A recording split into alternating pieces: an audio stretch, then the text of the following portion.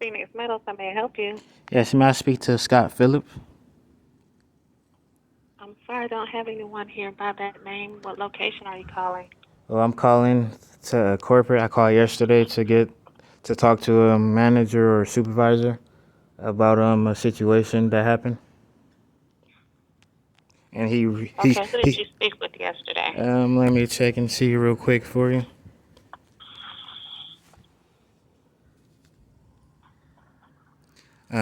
Actually, I was calling to speak to Wesley Muto.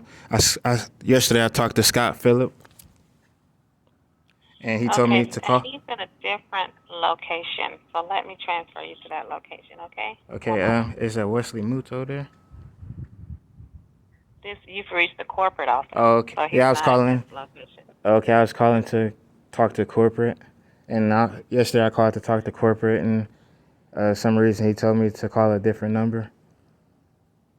Okay, so which one do you want, corporate or do you need him? I need corporate to You want to speak report a situation from a different location.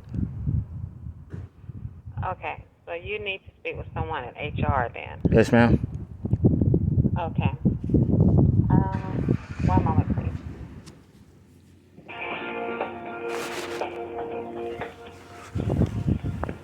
Thank you.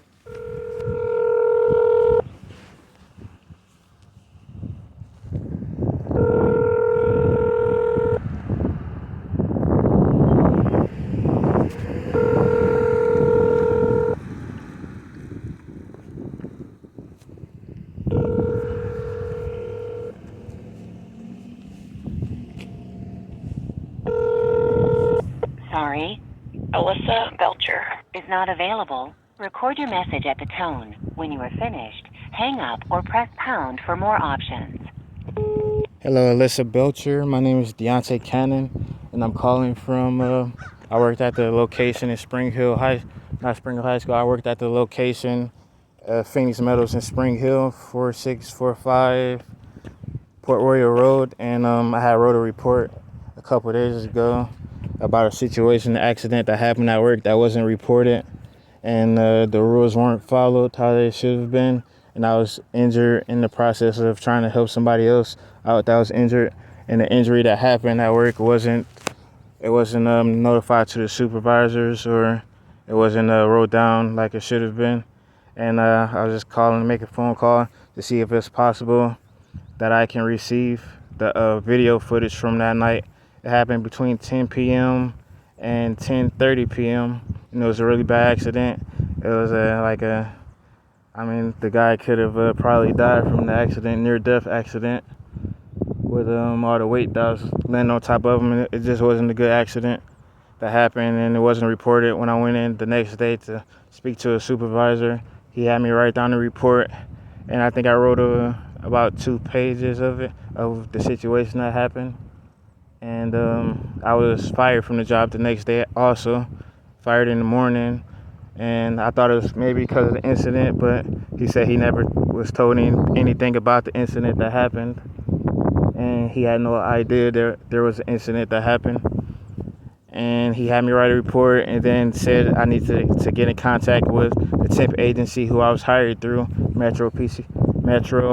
it's Metro PCS, who I was hired through. And he said I'll have to talk to them to be able to receive the video footage. And I spoke to them yesterday, and they said that I need to talk to corporate about getting the video footage, just in case if I need to talk to a lawyer or something about the incident that happened and the rules that wasn't being followed, that we were showed on the KPAs of how accidents are supposed to happen in the workplace and what management is supposed to do and everything like that.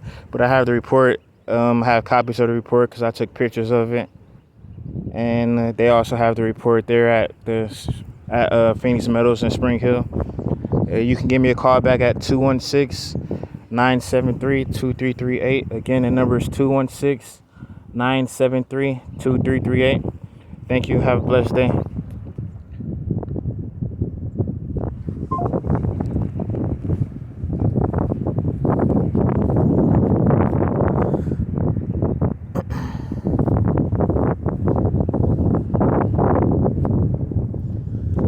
And my name is Deontay Cannon. I'm here right now in Brigham Morning Point. I just called to corporate of Phoenix Metals. That's located in Alabama. That's the headquarters, to try to explain the situation that happened at work 2 days ago. And I was fired the next day because of the accident that happened. And the accident wasn't reported to the head supervisor. And nobody else knew about the accident that happened. Like on other shifts, nobody was aware of or alert of the accident that happened. Normally when there's an accident at work, we have a meeting and they call out on the intercom for everybody to come over to the area. Like when there was different pallets that got spilled over from people driving the forklift the wrong way, and we just had different accidents to where like forklifts, just pallets flipped over on the floor, and damages that happened where they would call out on the intercom, okay, everybody meet up, it's time to have a meeting about the situation that just happened. And that didn't happen Friday. Yeah, that didn't happen 2 nights ago when the accident happened. Nobody else knew about it on third shift or first shift, and the only people that knew about it were people that were right there in the area. But normally when the situation happens, it's called out on the intercom and everybody has a meeting about it. And that wasn't brought up at all, and the head supervisor didn't know about it. He had to go to a corporate meeting in Nashville, and he came back the next day, and he was told that the guy went home early because he got a text message saying that the guy was going home early to go take care of his little sister around 9 p.m. But the guy that got injured never left the building. He stayed there and finished his shift out until he got smashed in between the machine and the steel case, not the steel casing, but the steel or scrap metal bin that holds all the scrap metal that comes from the machine. It was full of scrap metal, and he got smashed in between that and the machine, and it smashed him it smashed him to the ground. Like he was stuck in it, and basically was probably suffocated to death, or if not having more internal injuries from all that weight holding him down in between the machine.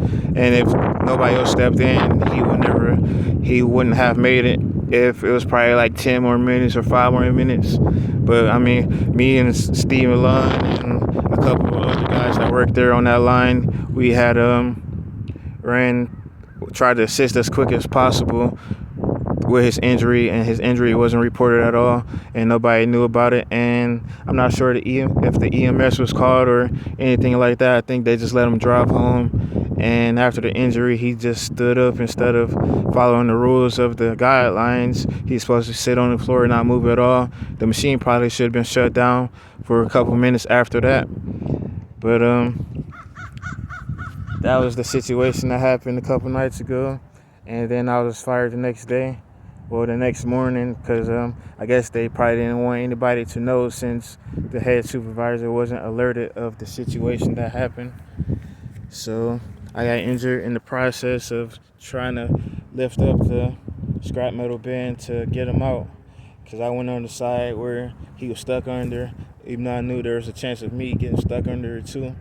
I went under that side and tried to lift up a little bit on the sheet metal, the scrap metal that was stuck underneath, like on his back right here.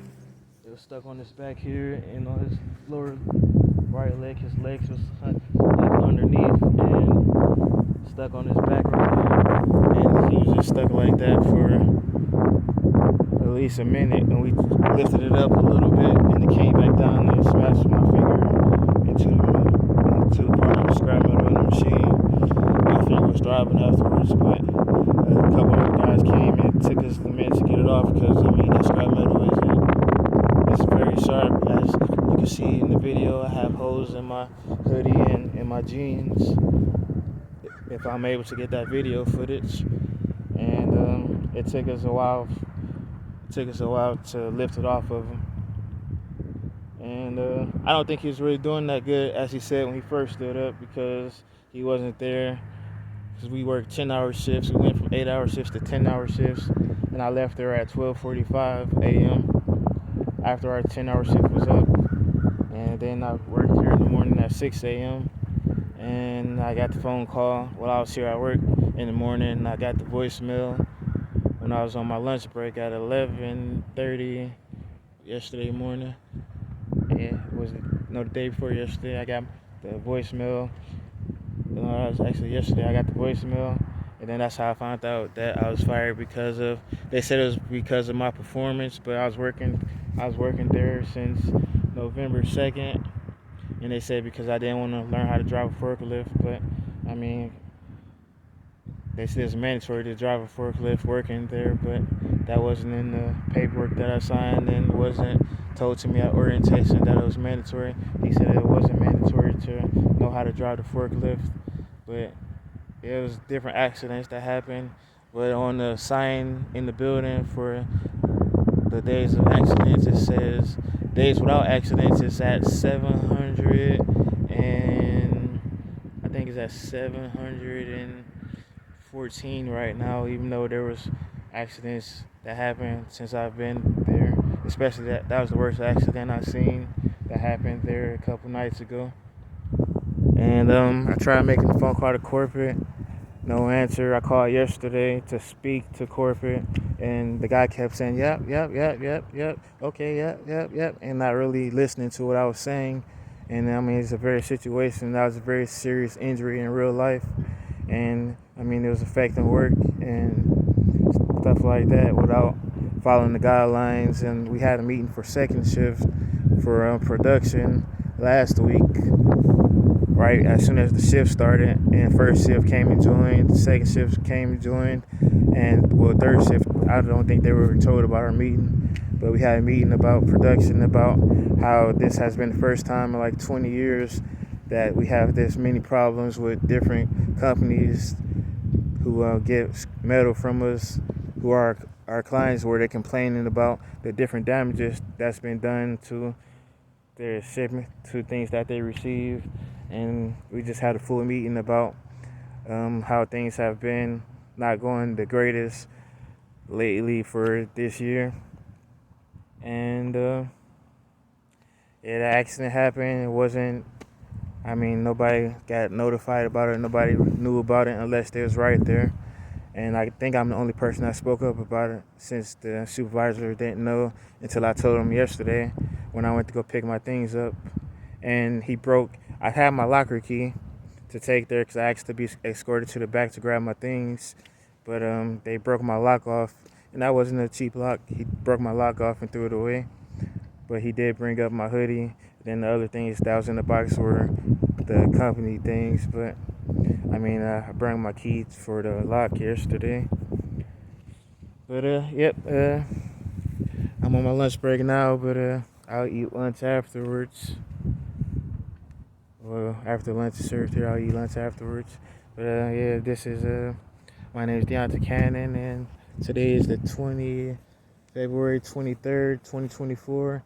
And this is for whoever I can find to do something about the situation and to represent me in this situation, because I called out to corporate, didn't get an answer. I called yesterday, and the guy I spoke to, I guess he doesn't even work there, because she said that person's name isn't there, but it was a serious conversation. But like I said, he kept saying yep, okay, yep, and wasn't really listening to anything I was saying at all. And I was like, okay, well, it's a very situation that happened, so thank you, and hopefully somebody can reach out to me. You can reach me at 216-973-2338. Again, the number is 216-973-2338. Or you can reach me at my email at DIONTEWADE@gmail.com, DeontayWade@gmail.com. Thank you.